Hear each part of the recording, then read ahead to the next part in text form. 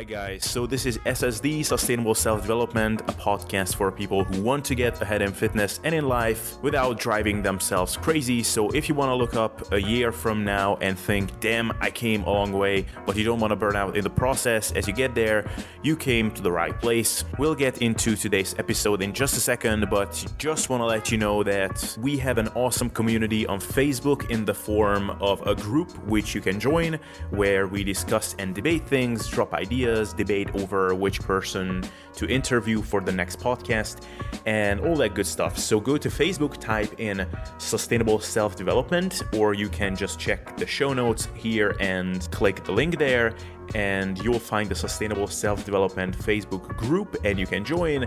Also, not sure where you're listening to this right now, but this podcast is available on a variety of platforms: iTunes, SoundCloud, Podbeam, and YouTube. You can find it on all of these platforms if you just type in Sustainable Self-Development, because luckily nobody is weird enough to name themselves in such a way except me. So look me up on these places and follow the show by subscribing so that you don't miss future episodes. And with that, let's get into the show. Okay, so welcome everybody. Thank you for tuning in. And I have back on Mr. Lyle McDonald for the third time. And nowadays a lot of people are picking his brain about women's fat loss because his book just came out recently. And I could certainly pick his brain about that topic too, but I want to be considerate towards the people who will sure as hell attempt a rapid fat loss phase now that the summer period is slowly approaching. So as Lyle, as someone who has written the Rapid Fat Loss Handbook, which is kind of a legendary entity that exists out there on the fitness book space, I would be curious, Lyle, after, I don't know, when was the time that you wrote this book? I think I wrote the first edition in like the early 2000s, and then I made some updates and expansions in 2008. And I haven't really, nothing's really changed since then, or certainly nothing meaningful.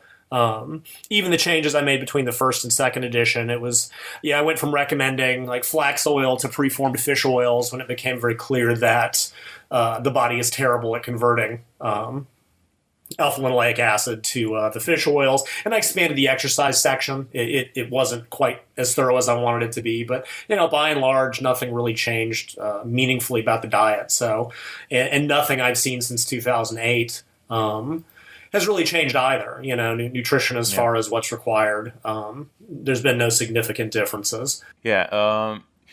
I find this very interesting, and I'm glad to be able to talk with someone like you about this, that there are a couple of concepts in fitness, such as always staying at a very low body fat percentage or to attempt a very rapid pace of fat loss that we generally tend to advise against, but these are obviously things that guys always want to do.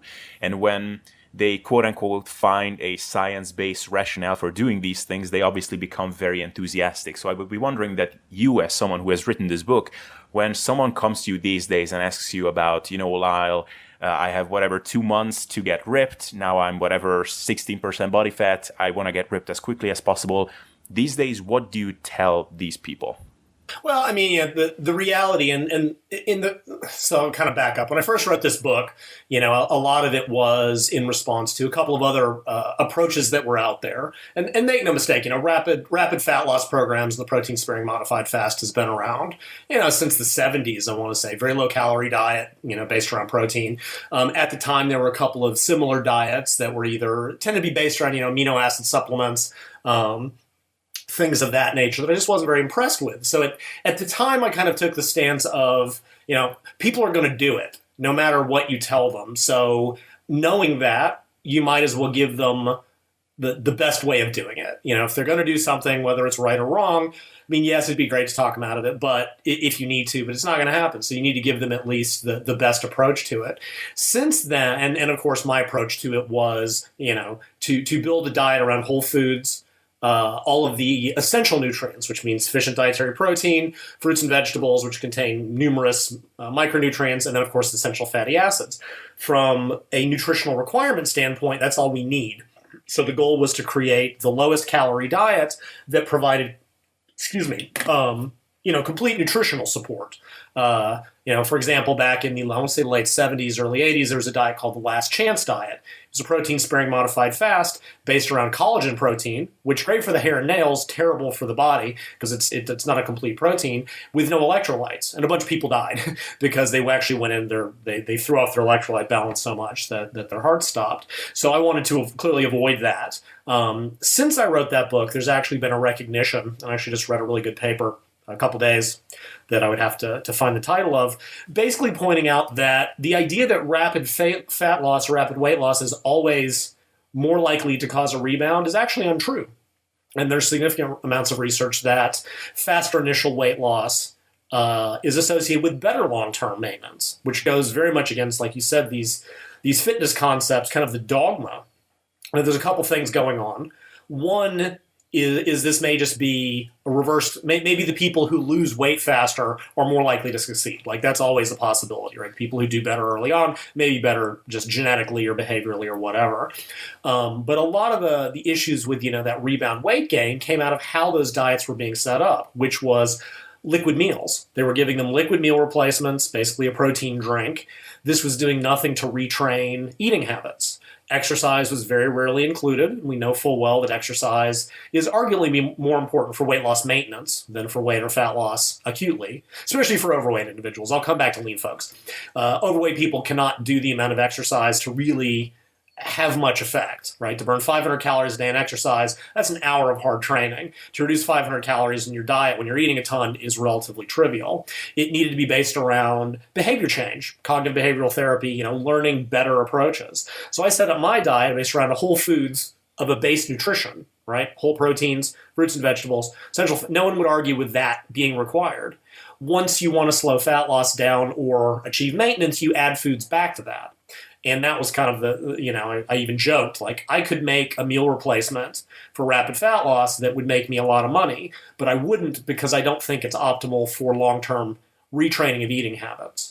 Now, again, maybe this is an issue for lean individuals who already have good eating habits, but for the average overweight individual, that's critical to me, long-term maintenance. Exercise was key, and here resistance training we know is superior as far as limiting muscle loss, maybe even increasing muscle mass. Like, we know aerobic exercise, again, just doesn't have a big effect. So that's sort of the general comment. And the paper I just read, it was like 20 tenets of obesity that are probably wrong. And one of them was that rapid weight loss always has poorer results. It just depends on how you do it. All right, so let's go back to lean individuals. Lean guys, let's focus on, that college age, mid-20s. What do they want to do it for? Spring break.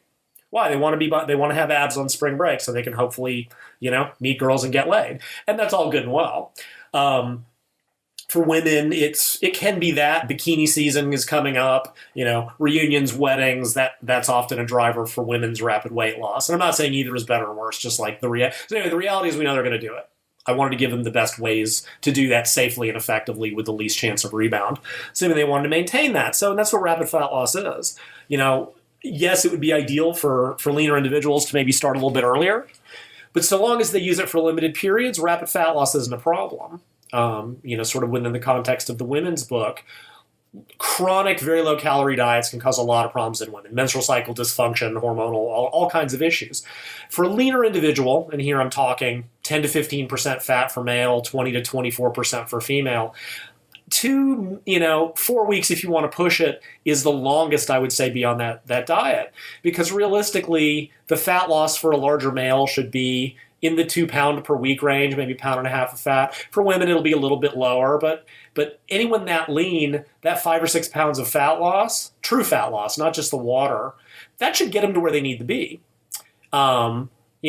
Which if that's how long they've got, then that's what they have to do. When you kind of math it out, the deficit ends up being so big that, for a small female at 24, 22%, 4 pounds of fat loss is going to reduce her, to 17, 18% or somewhere in that range. I'd have to do the math. For a man at 12%, 4 to 6 pounds of fat, that should get him to close to single digits. He's not going to be bodybuilder contest lean, but he's certainly going to be lean enough to, look good on the beach for all that it matters. So that's kind of, I guess, I hope that answers at least one of those questions. Can it be done? Sure. There are better and worse ways to do it. And, of course, I like to think mine is certainly a better way. from a safety and effectiveness standpoint. Yeah, absolutely. Yeah, so you right away identified, I guess, the two biggest issues when it comes to this whole question. So one of it is the mechanical side of things. So how do we actually get there? How do we actually get to the end destination? And the other big part of this equation, of course, is the maintenance of the results that we achieved.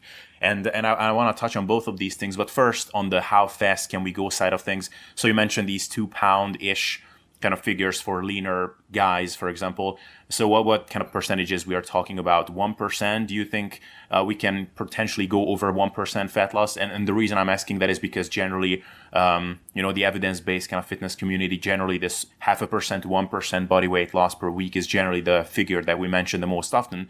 But guys are still, of course, tempted to ask, can I potentially even go faster than this? Maybe even risking a bit of muscle loss because the rebound muscle gain after, finishing a cut is so quick. So what are your thoughts on this? So for people that aren't familiar with that concept, like of late, there's been kind of a focus.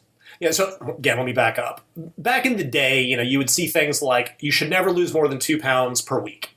Or people would math it out. I want to lose 1 pound a week, 500 calorie day deficit, 3,500 calories, 1 pound a week. Those numbers never work.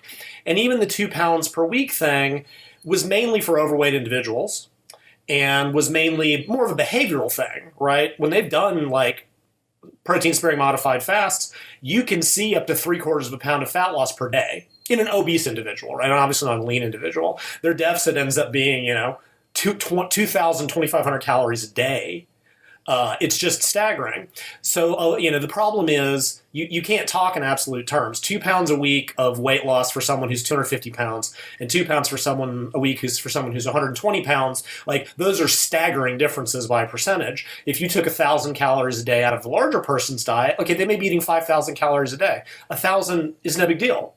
The smaller individual may be eating 1,800 calories to take that. So these numbers that came out of the general obesity treatment kind of got misapplied. So lately we've been focusing on percentages because regardless of your starting weight, 0.5% a week is 0.5% a week. 1% a week is 1% a week, right? It's still, the numbers will be different. The 250 pound person is losing 2.5 pounds. The 150 pound person is losing 1.5 pounds, but it's still 1%. So I think that's a much better way of setting goals. And what they've kind of found in the literature, researcher named Garth, and there's a whole lot of work on this, that like for leaner athletes, 0.5 to 0.75% per week is a reasonable fat loss. And this is in the sense of avoiding lean body mass loss, which honestly never happens if protein intake is high enough, or at least if it happens, it's too insignificant to care about. A lot of this is in the context of performance, and this is kind of a critical distinction to make. If you're a performance athlete, a runner, a sprinter, a power lifter, even bodybuilding to a limited degree. It's not really a performance sport in the sense of what you do in the gym is very indirectly related to what you're trying to accomplish. But you want to be able to maintain your performance in the gym.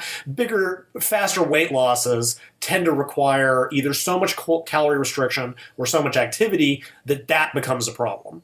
So those more moderate losses tend to be more recommended. Whereas for someone who's overweight, carrying 50% body fat, 1.5% may be nothing. That may be trivially easy. They're not worried about performance. They're not going to lose muscle in the first place because the fatter you are, the less muscle you lose, et cetera, et cetera. So that's kind of where those numbers come from. And I generally agree with them. I presented them in the women's book in terms of, setting goals. And it very much depended on body fat percentage. For generally that leaner individual, again, 10 to 15% for men, 20 to 24% for women, 0.75% a week is probably reasonable, but that's if you're really looking at a long-term diet, right? If you're trying to take a female at 22% to contest lean, 10 to 12%, she's going to be doing that over 6 months.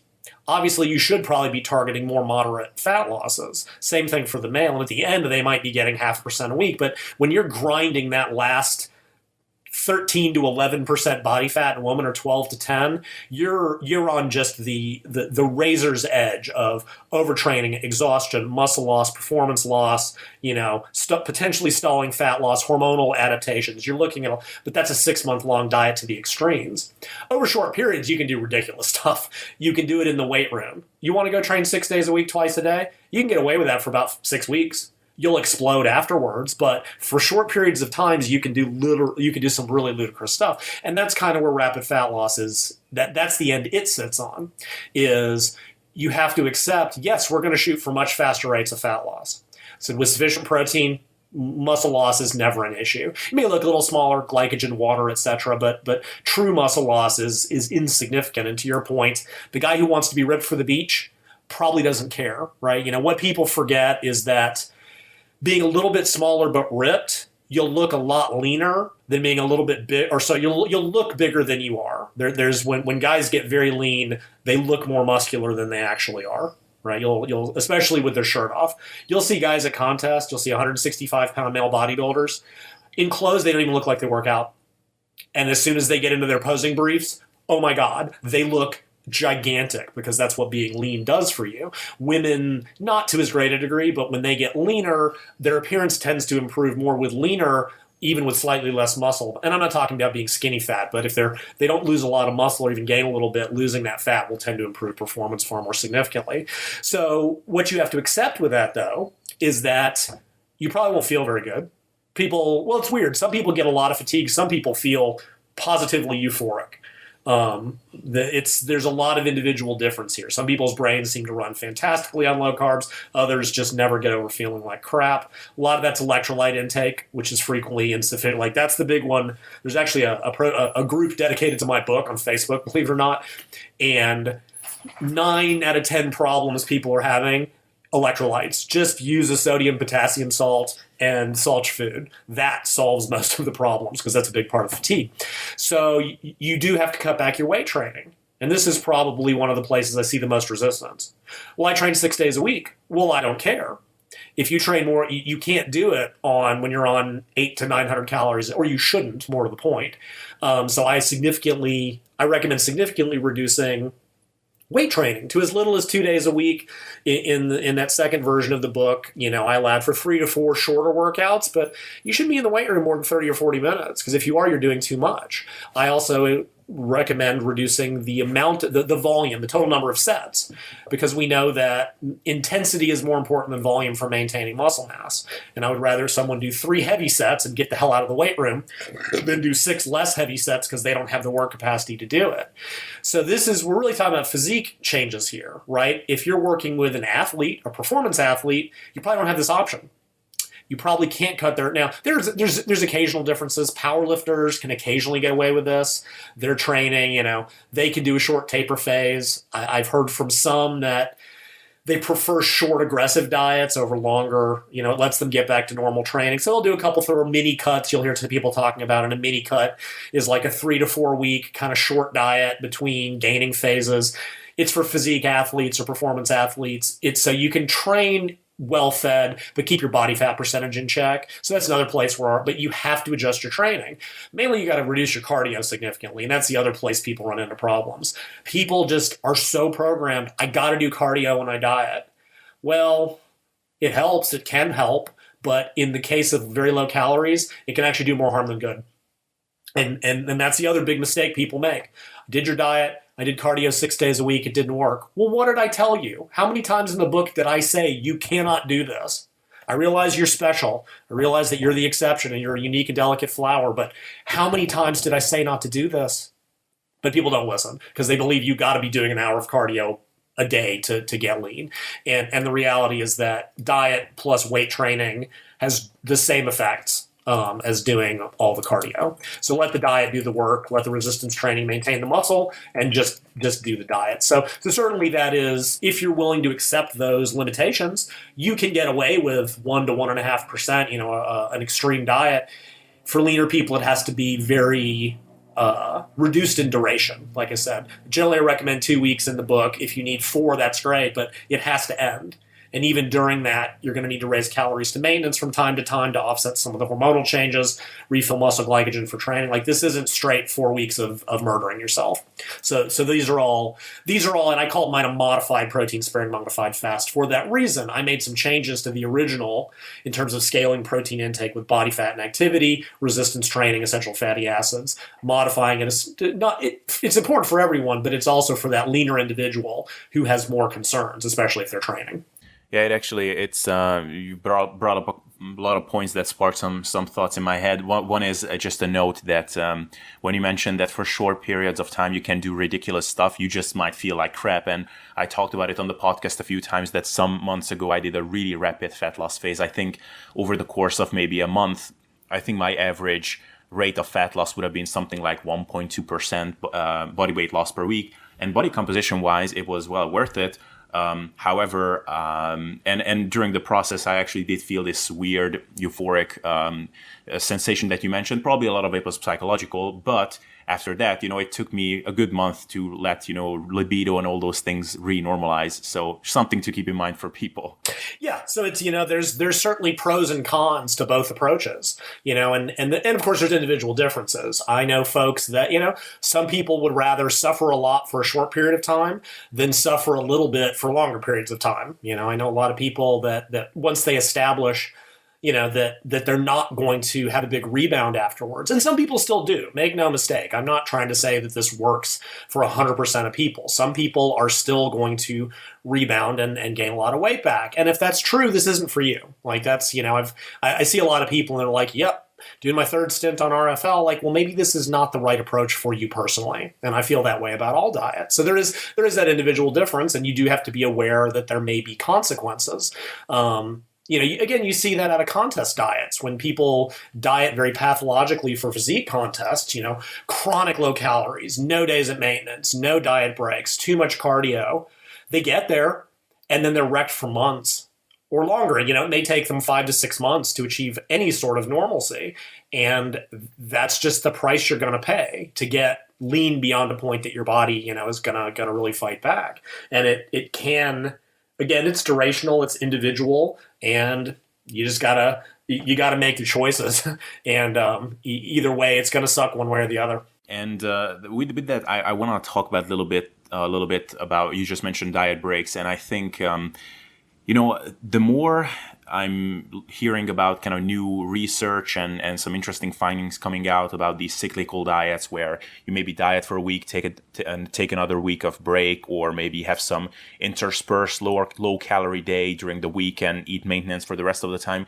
The more I'm hearing about these things, the more convinced I get is that the biggest benefit of these things is kind of the lifestyle retrainment of things, because I think one big reason why people are unable to maintain their fat loss results is because they have no practice in sort of normalcy and practicing the new lifestyle that they have to take on. Because I guess, nutrition will be something that will be with you for the rest of your life. It's not something that you can just treat this as a period of running this sprint and then all rings are loose. So, what do you personally see as the biggest benefit of this cyclical approach to dieting? Well, I find it interesting that you bring that up, because I agree completely. This is something I've been sort of thinking about in the last couple of years and have talked about on at least one podcast, which is, dieting and long-term weight maintenance as a learning process. We've still got the ongoing diet wars. This diet's best. This approach is best. And it's still missing the point, right? You've got that, and it's just zealotry. Then you got the science that's basically like the best diet's the one you can stick to, which I've basically been saying for over a decade.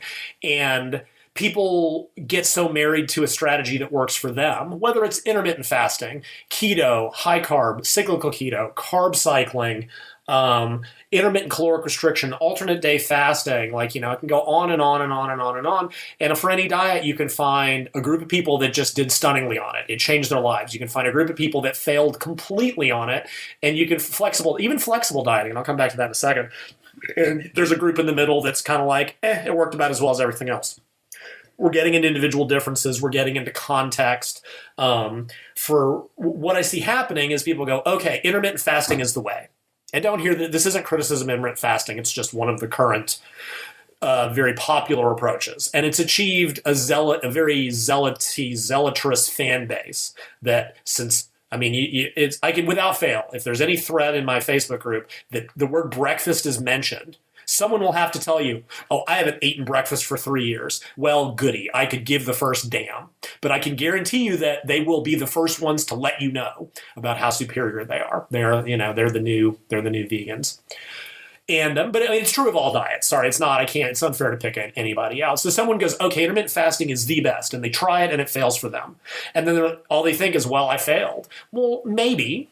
There are better and worse ways to do things, but maybe intermittent fasting is not for you. Maybe intermittent fasting is not for you now, right? I've changed a lot of my attitudes about flexible dieting approaches compared to what I wrote about in 2004, which is a lot of the people who get the best results out of flexible dieting strategies. Here I need to make a distinction, right? Flexible dieting is an attitude of not seeing food as black or white, good or bad, that you're on a diet or off a diet. This is distinct from flexible dieting strategies such as free meals, refeeds, full diet breaks, or if it fits your macros, right? Those are specific applications that you will never, ever, ever, ever find in the research under the heading of flexible diet eating.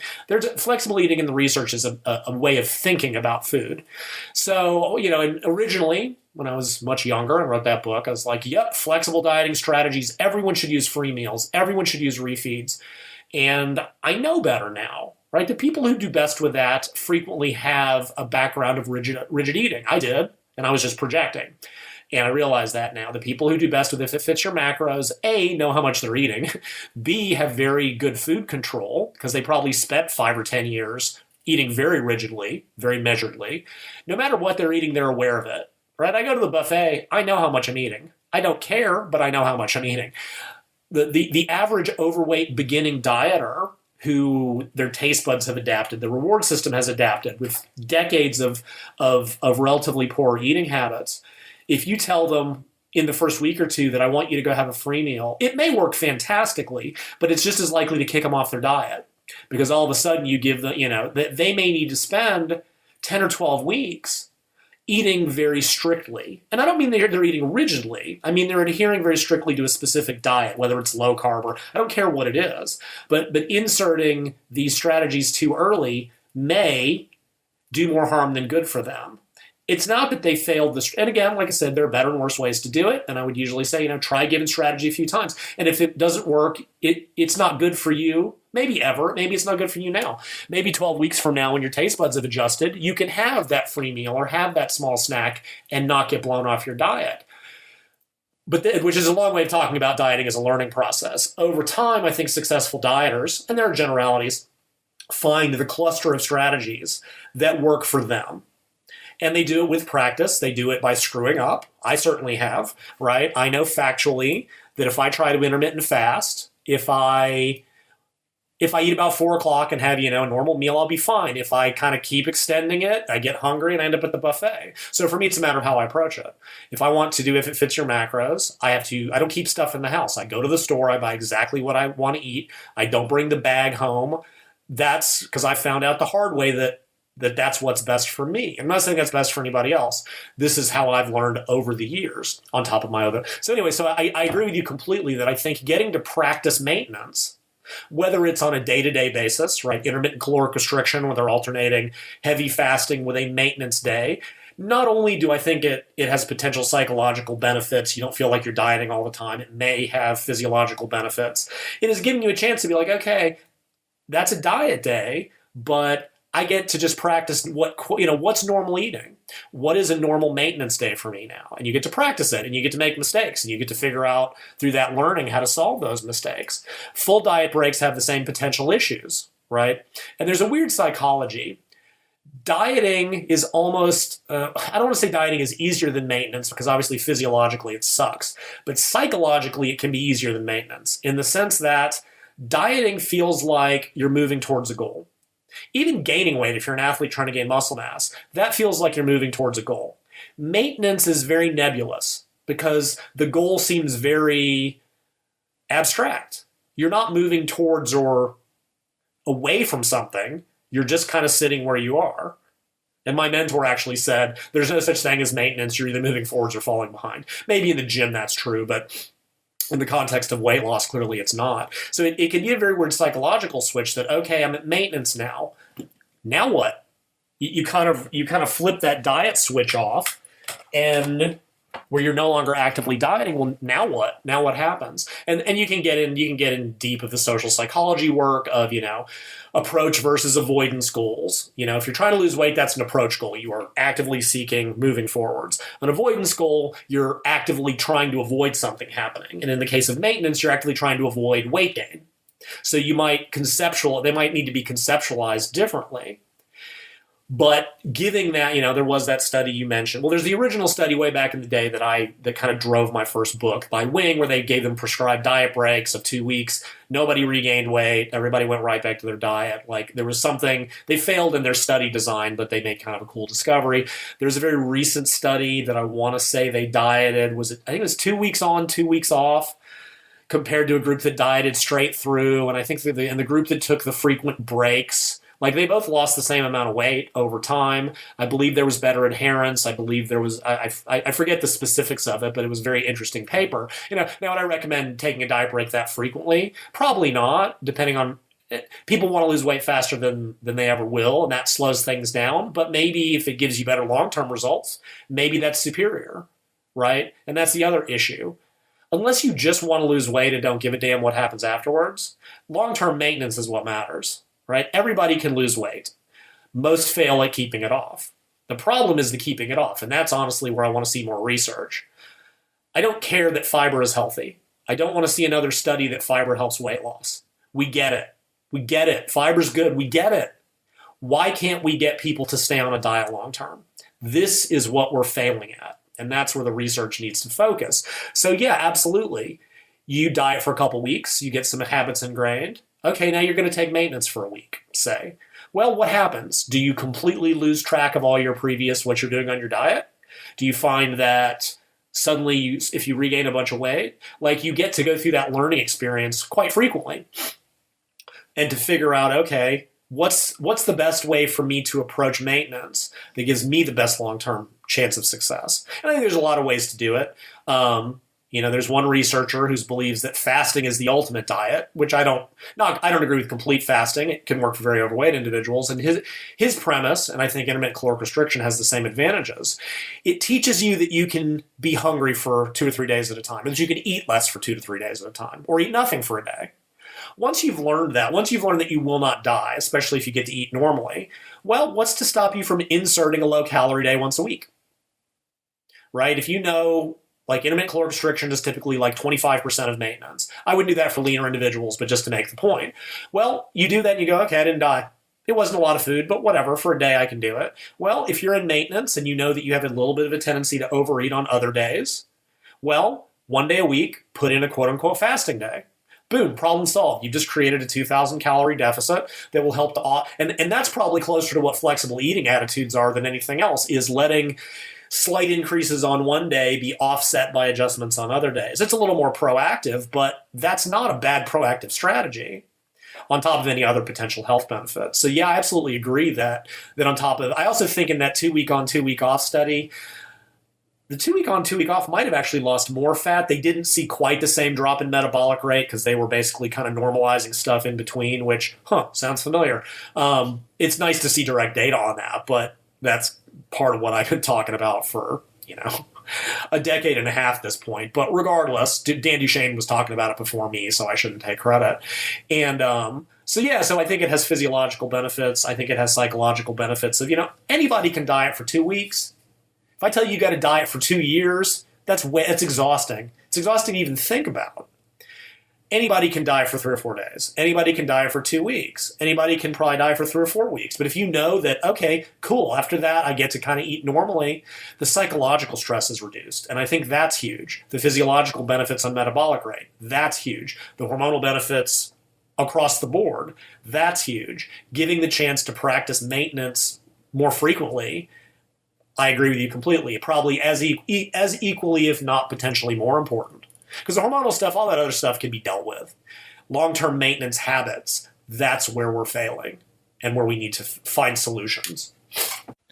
Yeah, and I guess really the key is that for people who I interact with people fairly frequently for whom it's seemingly the only two states they know is a state of overeating and just being kind of no conception of how a day-to-day balanced, reasonable nutrition would look like, and the other extreme is rapid fat loss. And that's the real problematic thing, because I always tell them, you can lose all the fat you want, but what makes you think that once the fat loss phase is over, you will have any idea how to eat normally? Because you have no practice in that. When was the last time you just ate normally for an extended period of time without any radical swings in any direction? That's the real issue. No, I agree completely. And I think there's also, this is something I could almost see, I could write even a separate book about. There are just beliefs in dieting subculture that have existed since, or maybe it's just how the human brain works, or whatever, that I describe as pathological, because when you go into a diet with these beliefs, you've already failed. And that's one of them. There's this idea that, well, I can just diet till I hit my goal, and then I can go back to eating the way I was before, and the weight will magically stay off. If someone believes that, they might as well not bother, because they have failed before they've started. And again, this isn't meant to be critical of people. Like, this is such a long-held belief. It has just become like part of the dieting mentality, right? I'm not trying to tell someone, you're stupid for believing this. You can't know what you don't know. And when you've been raised in a dieting culture that's what everybody believes, you can't expect someone to know differently. All you can try to do is go, well, you've done this for the last 5 years.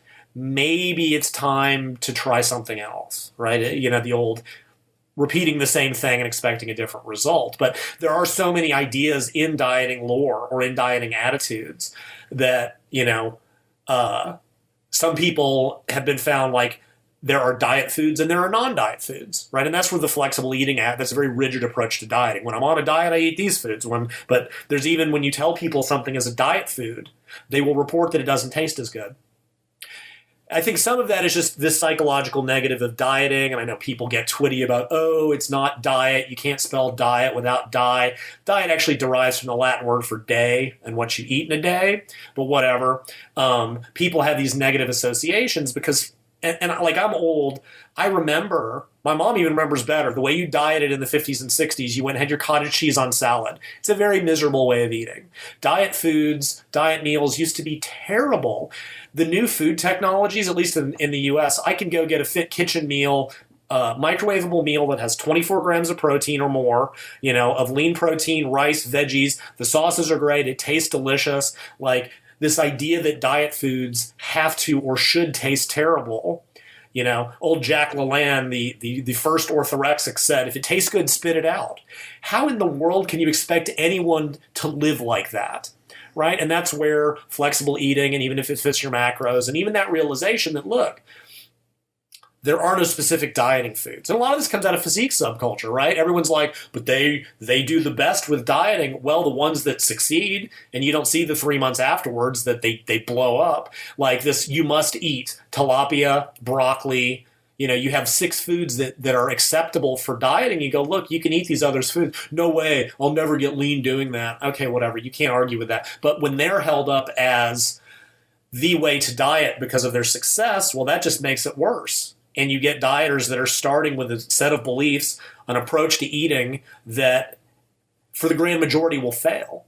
Even for the people it seems to succeed for, it frequently fails. Because like I said, you can go on to any of the physique boards. For every one that makes it to contest shape, there's 10 times as many who crack and don't make it, or end up with an eating disorder, or end up far worse than where they started. So you can't just focus on the successes. We need to focus on what's working for the majority, and we know that there's commonalities. But yeah, these attitudes of, I'm on a diet or I'm off a diet, these are my diet foods, these are my non-diet foods, has to go away to have any chance of long-term success. The recognition that, yes, you will have to show some restraint. You can't just eat everything you want.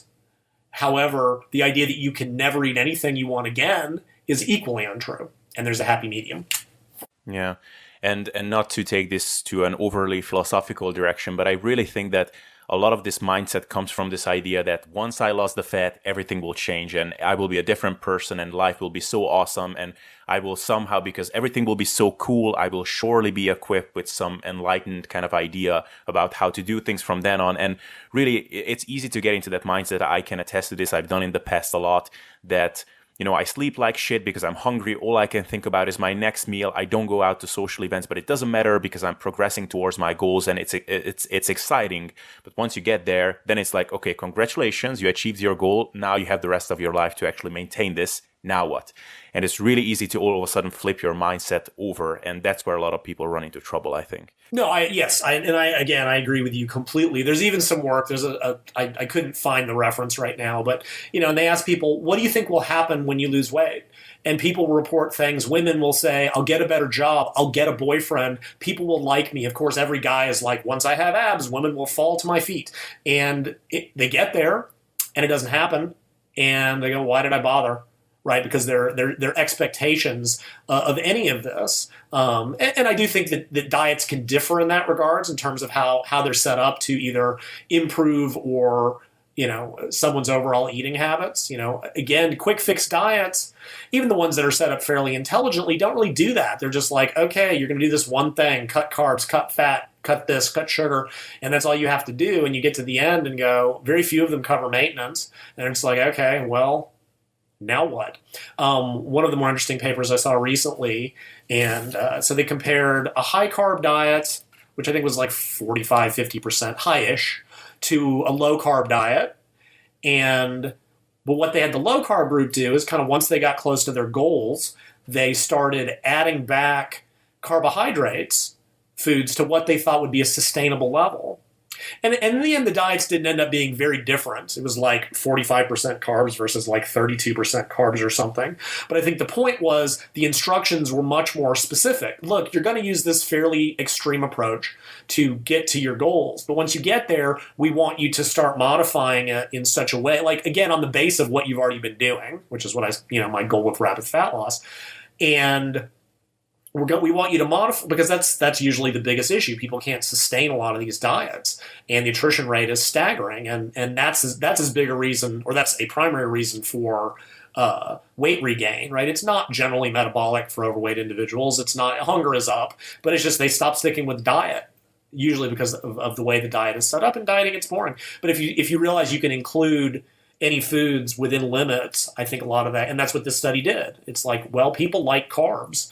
They're not going to do well forever, not being able to eat, the stuff they want. Let them increase it to the point that they're happy with. Boom. The adherence rate went up staggeringly. And weight loss was at least as good. I forget if it was better. Of course, the low-carb zealots who were, it was about the same, and I know why. I know that. The low-carb zealots were like, well, it wasn't superior because it wasn't truly low carb. Yeah, but who cares? Because I don't care about that kilo difference, that 2 pounds difference over a year. I care about 5 years down the road and stuff like that. So yeah, I think there's all these factors that go in, that outside of the diet itself, outside of any other issues, as far as beliefs, attitudes, expectations, that are completely false, and that people are setting themselves up for failure from the get-go. Yeah. Agreed completely. And, for people who are probably looking for some practical recommendations, if someone was to do a kind of a cyclical approach to dieting, there are many ways to skin a cat. So one could do, for example, maybe 1 week of really hard dieting and then 1 week off, or maybe 2 weeks of semi-hard dieting, 1 week of maintenance, or maybe they could do maybe 2 or 3, even potentially fasting days during the week and eating normally for the rest of the day. From kind of these sort of approaches, which ones are some of those that you tend to favor more?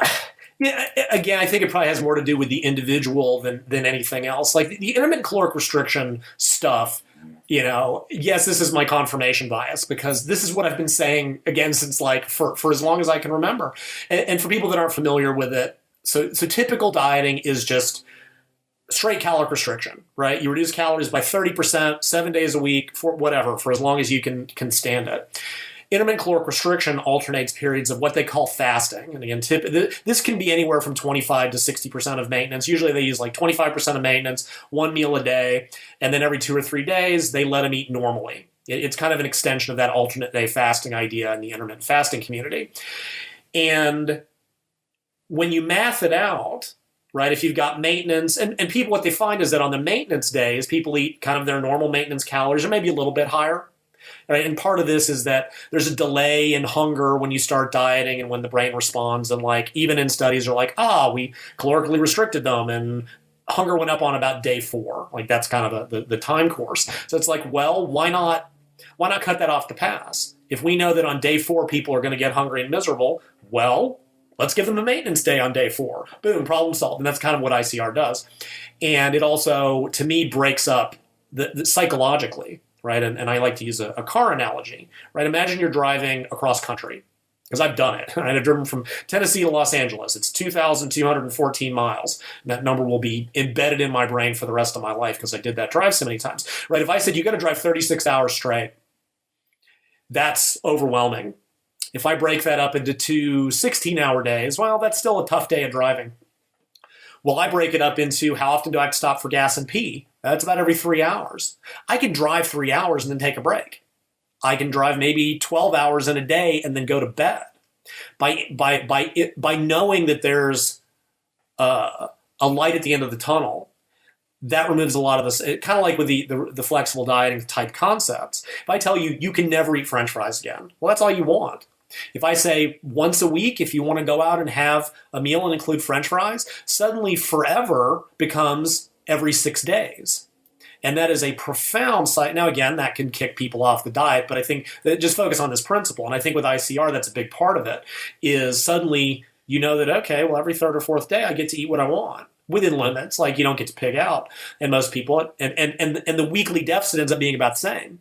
By the time you math out a 75% calorie deficit, say 4 days a week or 5 days a week, and then 3 days at maintenance, it ends up being about the same 30-35% as a straight calorie restriction. It's just with a different pattern. Now, early studies showed that it seemed to be superior. More recent studies show that it works at least as well. And I think there's probably an individual difference. Does the day off kick you off your diet? If it does, this isn't for you. If not, more power to you. There's been a couple of studies. One was like, I think it was 2 fasting days a week and then eat normally for 5 days. Weight loss wasn't enormous. But again, if you're looking at an overweight individual with a maintenance of, say, 3,500 calories, and you give them a fasting day and they only eat 500 or 600, well, that's a 3,000. They might be losing 1.5 pounds a week, dieting 2 days a week. Anybody can do that. Now, is it better to go to 2 extreme weeks and then 2 maintenance weeks? Or I think we start getting kind of these overlapping macro and micro patterns where it's like, okay, we can extend, people will certainly lose more fat in 2 weeks of extreme dieting than with 2 days of extreme, rather than 1.5 pounds a week. They might be losing 3 pounds a week, so they might get 6 pounds in 2 weeks versus 3. Then they eat normally for 2 weeks and stabilize. 6 one, half does the other. I suspect it's more the individual at this point. And, but again, like to your point, they're going to have to practice maintenance eventually. Although maybe not. Maybe if they're doing 2 hard days of dieting a week and 5 days of eating normal, maybe they just do that for the rest of their life, right? Maybe that's all they really, or once they're at goal, they do 1 day of hard dieting and then 6 days of normal eating, or they insert a fasting day when they start to feel like, their body weights, if they feel like they're backsliding, which gets into another set of issues with maintenance in terms of like monitoring and tracking and probably stuff either you and I have talked about or you've talked about with other guests, the necessity of tracking changes to see that if you've lost 20 pounds and you've gained 3 real pounds, not 3 pounds of water weight, you need to tighten up a little bit. And the best part is you know what to do. You lost the 20. Don't focus on the regain, which is what people do. Like that success, you know what to do. So for 3 or 4 weeks, insert 2 hard fasting days again, like you did before, you know you can survive, get back to where you were, boom. There's another expectation. People think that maintenance means their body weight should never change. Also unrealistic. Nobody does that. Weight goes up a little bit, weight comes down a little bit. It should be a trend line around your maintenance goal. The key is you gotta catch it early. Once you gain 2 or 3 pounds, that's easy to get off. Once you've regained 10, screw this.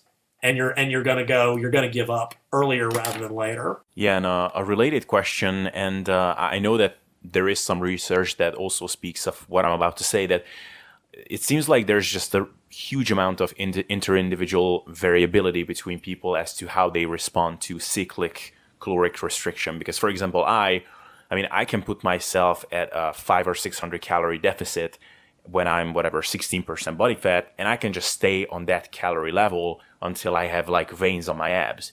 But some other people, like for example, not long ago, I just coached a guy, and he was just stalling out at all times at a pretty decent caloric deficit. And, at some point I just told him, like, look, dude, are you up for something more hardcore? If you are, then let's put you on a substantial caloric deficit. Basically, it was a pretty hardcore protein-sparing modified fast twice a week. And we accumulated a good 4,000 calorie deficit within just 2 days. And all of a sudden, fat loss started to take off. So do you find the same thing, that people just differ in this regard? Yeah, I think there's a couple issues going on there. One, that there is actually a very large difference in how quickly and to what degree people's metabolic rate goes down. That this has been shown, like there's great individual variance in this. Some people, even like you go way back, right? The Minnesota semi-starvation study, which is still kind of the seminal study, they measured a pretty large decrease in resting metabolic rate and stuff, but with huge variance. Like the average was 250 calories a day, but it was like 100 to 500. So like, let's say you have two people who are going to do a moderate deficit, and they both go on 500 calorie deficit. And just for example, say one sees a drop of 100 calories a day right off the bat. Well, they've still got a nice deficit. The other sees a drop of 300 to 400 calories a day, which probably doesn't happen, but again, just for as an example, they're going to get or more likely the changes in NEAT levels. It's usually not in resting metabolic rate. It's like, for whatever reason, they just stop moving around. Well, that 500 calorie deficit suddenly is a 200 calorie deficit because they're sitting on their butt later in the day because they're tired. Well, boom, one guy's losing fat at an accelerated rate and the other's not. So I think, but the thing is that adaptation will never scale with the deficit. Suddenly, boom, you put them on, you take them from that moderate deficit where they're getting, 500 calorie deficit, NEAT slows down by 300, so their deficit's tiny.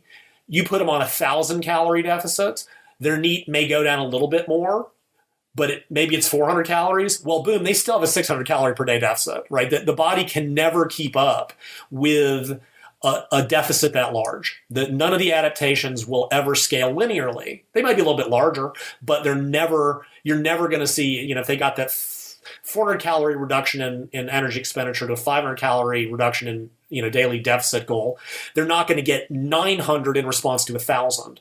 So it will be large. So there's part of it. There's also part of it that's just cortisol, stress, and water retention. This is something else I've been talking about for over a decade. Some people are higher strung than others. Some people have elevated resting cortisol. Some people stress out more.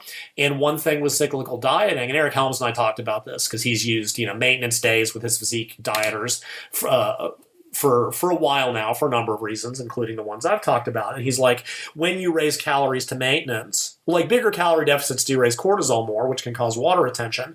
But even one day at maintenance will cause cortisol to go back down. So I think a lot of it, when you get into, for people that are prone to that sort of water retention, which is very individual, putting those maintenance days in conjunction with bigger deficits on the diet days helps to offset that. So I think that could be part of what's going on. So I do think there's a couple different reasons why, if you've got someone that does show a faster, larger drop in metabolic rate, and on a moderate deficit, they may not have a very large effective deficit. When you really crank those calories down, they're going to have a big deficit. You just can't get around it. So I think that's two factors. Yeah, definitely. Now, another thing I wanted to ask you about is the utility of this cyclical caloric approach on the way up. So, for example, during a bulking phase or even at maintenance, some people like to do, for example, super low calories on their rest days, for example, when they are bulking to kind of keep body fat in check that way. And I addressed this topic not that long ago and talked about kind of the potential negative psychological implications of this. Like it could almost induce a mild form of exercise bulimia in some people if they know that on any day that I'm not training, I'm not eating shit. But what do you think of this? Well, actually, that's an interesting point, and I think it's worth kind of returning briefly to the whole, like, whether it's intermittent fasting or ICR or whatever. It is for people that come from like a previous eating disorder background, especially any type of bulimia or binge purge type of thing. I think I think those are the people that, from just a general principle standpoint, probably shouldn't do cyclical dieting approaches because, intermittent caloric restriction or even daily intermittent fasting becomes, I'm going to starve all day and then go nuts. And I think it can cause a relapse in that regards. So far as when gaining, I think there's that possibility. I don't know what risk, I think that the typical person who's kind of trying to gain or bulk, quote unquote, I don't know how prone they are to that. But of course, that is always a possibility. It's like, oh, on my training days, I'm going to, I need that quart of ice cream to support growth. And then I'm just going to starve myself the next day to offset that. Yeah, I could see that as a possibility. I think the bigger danger, this is where there's a difference from dieting, is adaptation is ongoing, right? You train on a Monday. It's not like growth starts and stops that Monday, and by Tuesday you're back to normal. I think big calorie deficits on the off days can potentially inhibit adaptation. So let's say you're training Monday, Wednesday, Friday, which would be a fairly low frequency for most people trying to gain mass. If you did, high calorie days on Monday, Wednesday, Friday, and then big deficits on Tuesday, Thursday, Saturday, I think there's very much the potential to harm your overall gains. I'm more inclined in that, depending on the training structure. And if you go back way in the day, Fred Hatfield recommended reverse cyclical dieting, 5 days of high calories, 2 days of low calories on the weekends, which is exactly the reverse of kind of the old cyclical types of diets that I used to write about. The problem there, again, is if you have a heavy, it's not like suddenly on the weekend when you're resting, you're not adapting or seeing any sort of changes physiologically. I'd be more inclined, if you're going to do it that way, to do, and I believe this is how Martin Birkin structures his lean gains approach, 5-10% over maintenance on the training days and maybe 5% below on the non-training days. I think that's a very real possibility. I think another one, like let's say you're training Monday through Friday, take Saturday off. I could see making Sunday a big calorie deficit, right? Most of the adaptations from the Friday workout will probably be over by the end of Saturday. So you might do higher calories on your training days. Like let's say you train Monday, Tuesday, Thursday, Friday. I would, say 5-10% over maintenance on the training days, maybe maintenance on Wednesday, maintenance on Saturday, which are your days off, right? Your days off after training days. And then on Sunday, if you wanted to do, a big deficit day, and it would be mainly sufficient protein, veggies, and fish oils, like that's what I would want to see it as, basically, a rapid fat loss day, then I think that would be a legitimate approach. And that 2,000 calorie deficit, that should be about 2/3 of a pound of fat loss, roughly, and that should offset most of the fat loss you're going to get during the training week. Without, I think, causing too many problems. So I'd be, then if you train Monday through Saturday, well, tough. Don't eat such a big surplus. That's something else people, I think, have forgotten. And, and again, like we talked about percentage weight loss, the same percentages should apply to weekly weight gain. And a beginner, intermediate, and advanced should be targeting very, very different numbers. The rate of growth in an advanced trainee, it's very slow. If you're getting a pound a month, you're doing real well, and a woman's getting half of that. And when you math this stuff out, to gain a pound of muscle a month, it's maybe 3,000 calories over maintenance. That's a whopping 100 calories a day. Like that extra apple is all you really need to support all the growth you're going to get. So mainly, don't fall into that trap of, I trained a day, I have to eat all the calories. No, you probably need a few hundred over. You don't need that many. If you're a newbie, if you're an underweight high schooler, maybe, you hear those goes, 20 pounds in 3 months. Yeah, well, half of it was fat and you're 15. So do that when you're 28 and let me know what happens. Yeah, absolutely. And old fart like me. Yeah. So one thing, another thing that might be useful for people who will be going through fat loss phases, just because you mentioned setting off the surplus or fat gain with some deficit periods. Everybody knows that when they start losing fat, there is that annoying kind of transition period where seemingly nothing is happening except that you start looking flatter and softer. Do you think that this is merely an illusory, like just a visual effect, or do you think there is actually some effect going on where seemingly your body is just throwing around fluids and some glycogen and no actual fat loss is happening? I think it's both. Eric Helms, he calls that the skinny fat phase. And I noticed that too. Like, you're coming out of a gaining phase, you start dieting, and for like the first 2 weeks, you look fatter. It's really annoying. And then, when you're dieting, you come out, you start raising calories, and the first 2 weeks, you look leaner. And it's like, what in the hell? And I think I theorized at one point there was some sort of fat loss momentum. It's a goofy article on my website called The Long-Term Delayed Fat Loss Effect. And I sort of taught, because there are there enzymatic changes that have to occur. I do think just fundamentally you have to be losing fat. If you're in a deficit, the body has to pull energy from somewhere. And I mean, if protein is too low or you weren't training, it could potentially come from muscle, but I think that's unlikely. I do think most of what you're seeing, I think you're seeing two things. One is, yes, muscle glycogen goes down, because by definition on a diet, unless you're using all cardio to create the deficit, nobody does that, or endurance athletes do that.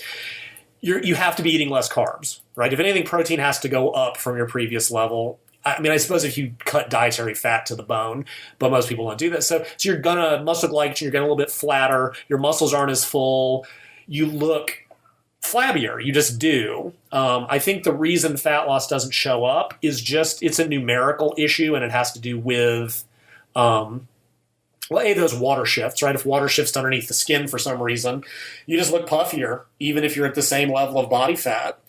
And even if you lose some fat, right, the rate of fat loss is generally going to be fairly slow.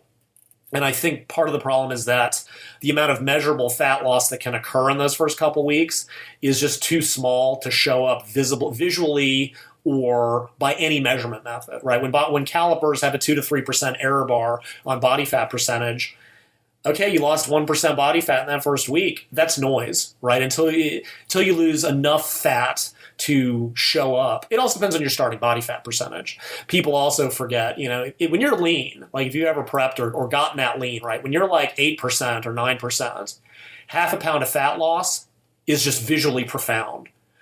Even like you'll see in late level like contest dieters, it's almost day to day.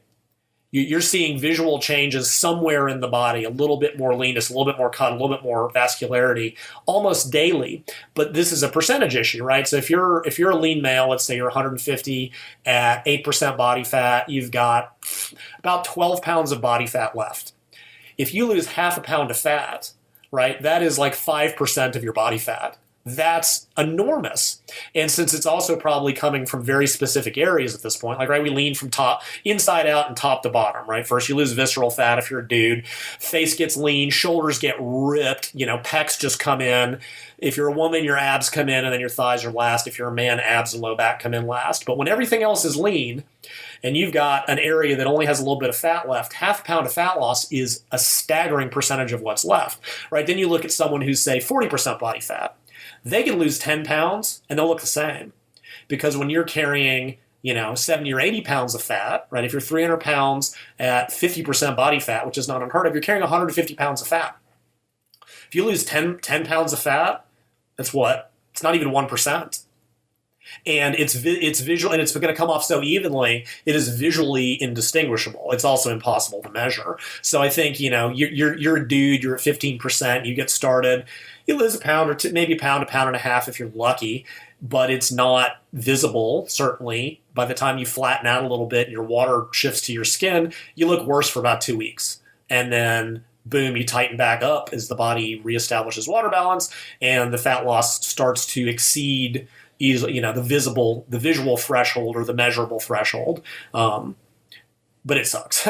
One thing I've recommended in this regards, I wrote a really long, tedious article about it, which was, transition periods, right? And I think a lot of this is worse if you go straight from dieting to bulking or straight from bulking to dieting.